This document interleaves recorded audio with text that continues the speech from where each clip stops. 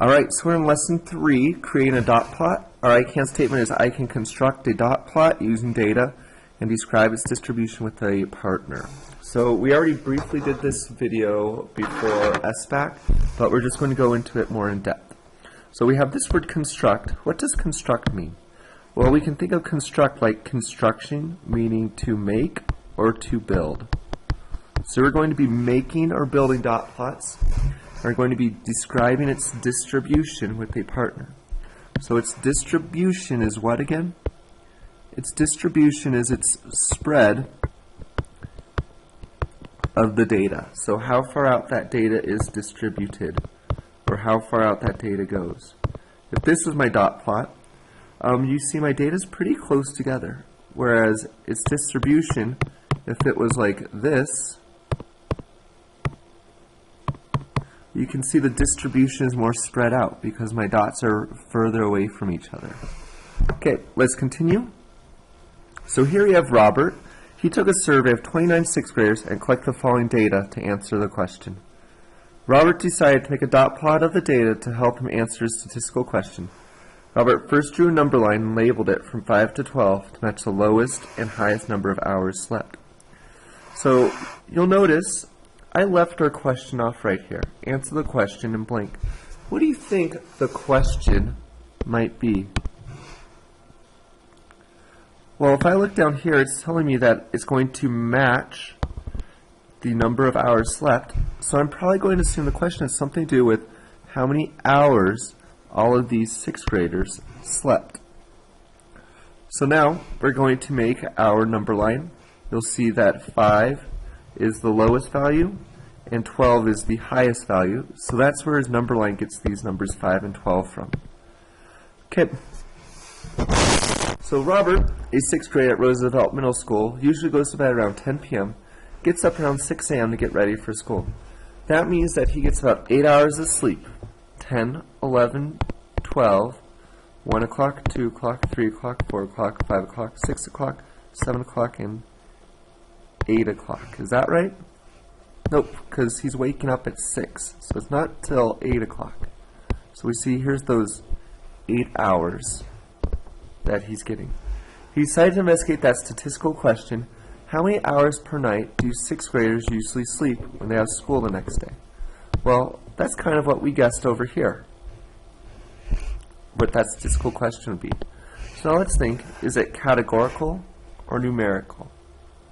Well, I'm getting numbers for my answers and 8 hours for Robert, so it's going to be numerical because our answers are in numbers. So here we're making our dot plot. So what's going to happen is I look at that first number, 7, and I just put a dot over it. I'm going to continue, and I'm going to look at this 8, and I'm going to put a dot over that 8.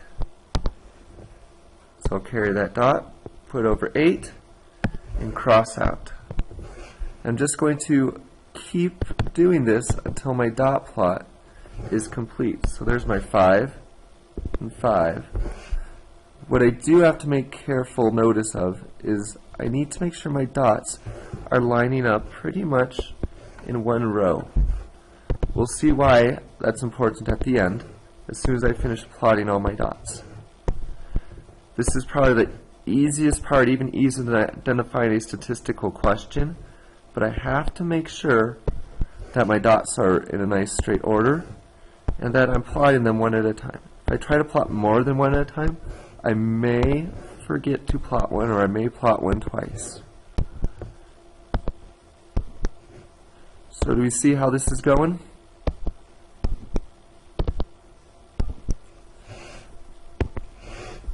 Alright, so now we're going to skip to our next one where it's going to be completed. Now, discuss, since you're on the computer, it's going to be by yourself. Discuss by yourself, why is the number line labeled from 5 to 12? Well, it's labeled from 5 to 12 because that was my lowest and highest value. So I'm always looking for a number line. What is my lowest value? 5. What was my highest value? 12. So that's why it's labeled from 5 to 12. Now, could we have labeled the number line from 8, starting here, and gone all the way up to 16?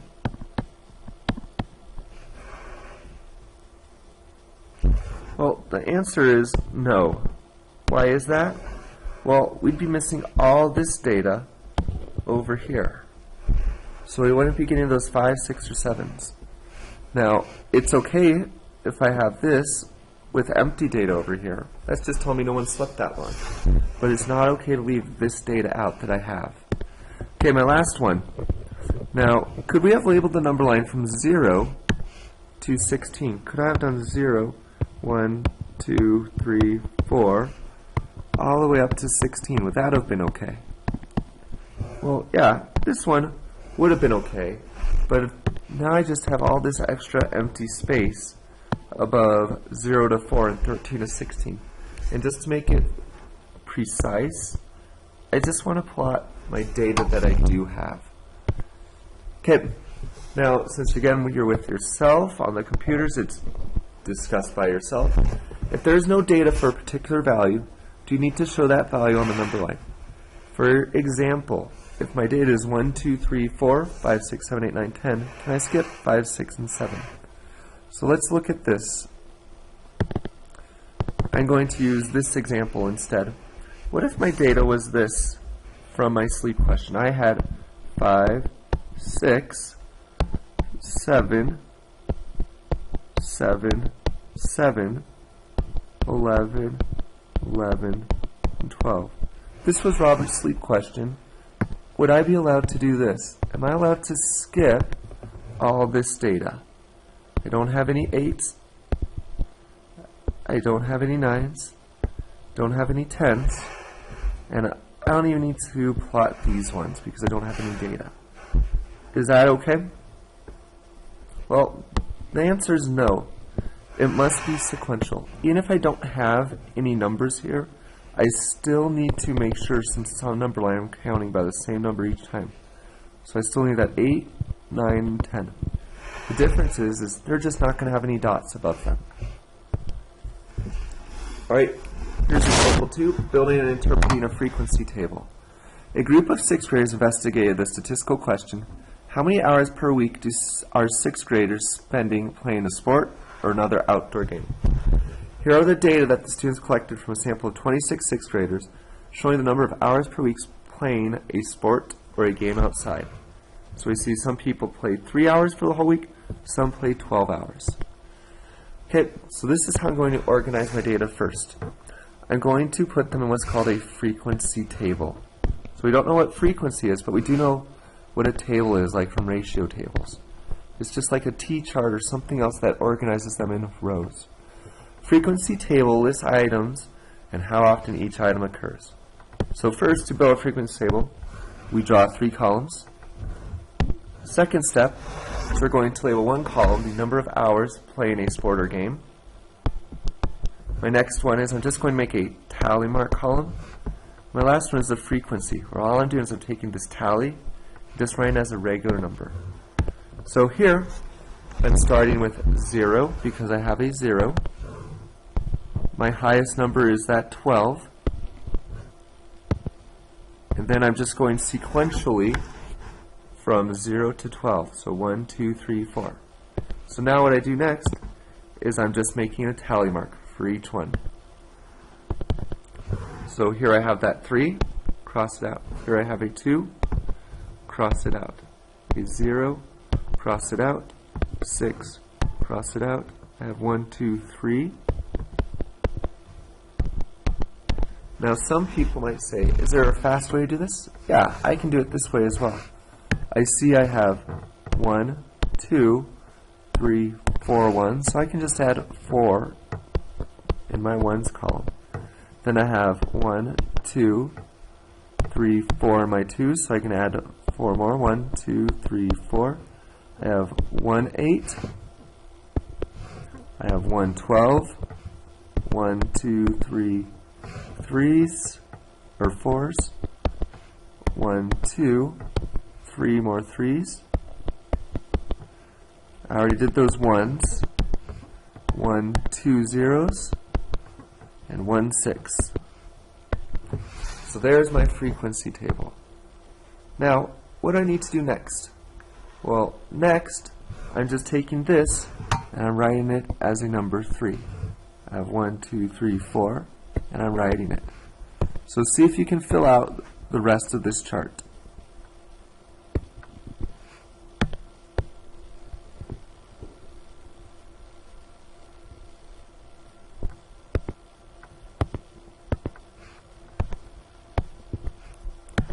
So now it's going to be 5, 7, 3, 0, 2, 0, 1, 0, 0, 0, and this guy all by itself at the bottom is a 1 also. Alright, here's my final exercise. 6th graders wanted to answer the question, how many hours do 6th graders spend per week playing a sport or outdoor game again? Use the frequency table and dot plot. How would you answer this 6th grader's question? So I'm not going to say, well, some 6th graders play 0 hours, some 6th graders play 1 hour, 5 6th graders play 2. That's just taking far too long. So what I want to do is I just want to write a summary, or basically describe the most frequent data. So this is one possible answer. Most students in 6th grade play between 2 to 4 hours of 2 to 4 hours a week playing a sport or game. I could also say 0 to 4 hours, because you see most of my data is clumped right here. I can also, if I want, describe it and say this sentence as well. Very few 6th graders play more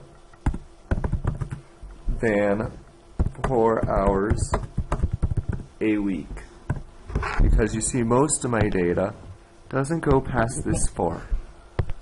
Alright.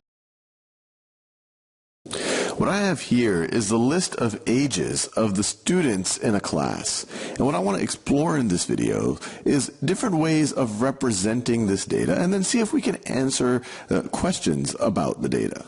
So the first way we can think about it is as a frequency table.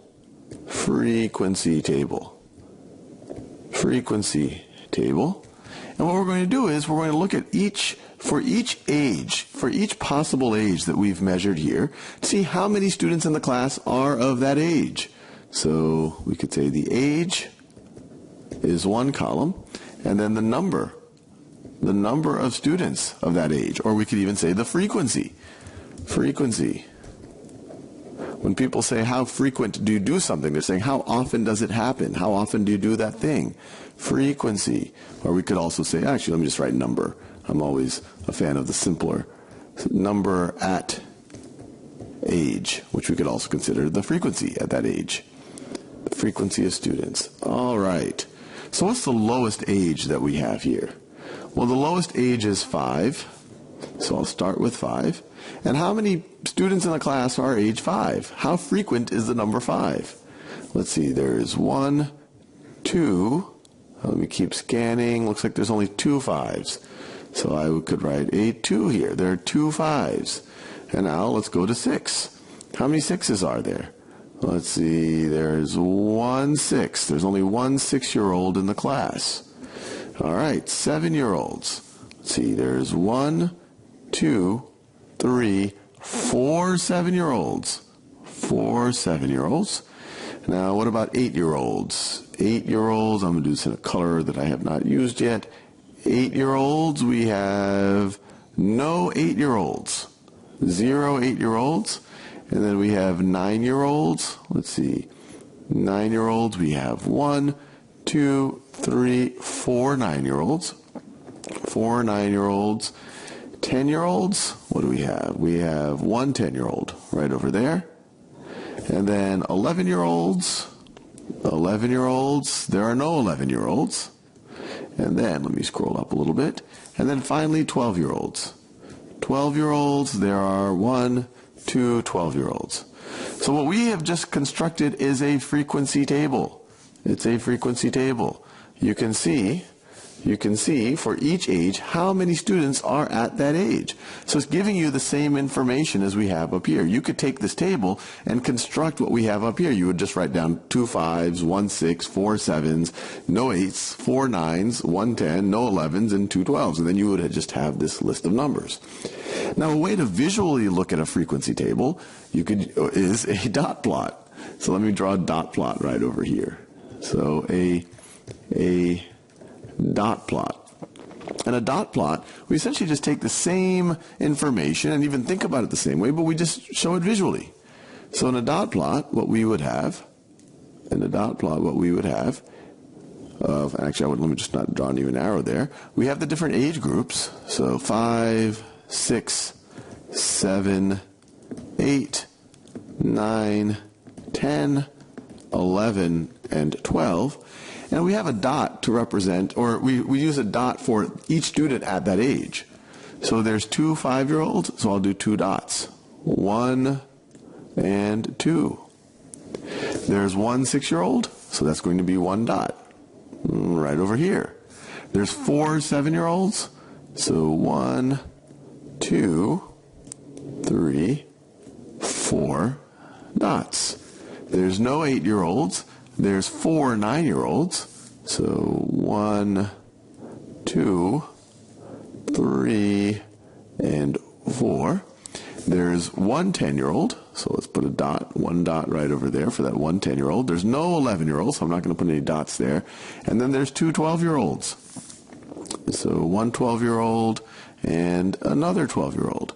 So there you go. We have frequency table, dot plot, list of numbers. These are all showing the same data, just in different ways. And once you have it represented in any of these ways, we can start to ask questions about it. So we could say, what is the most frequent age? Well, the most frequent age, when you look at it visually, the easiest thing might be just look at the dot plot because you see it visually. The most frequent age are the 2 highest stacks.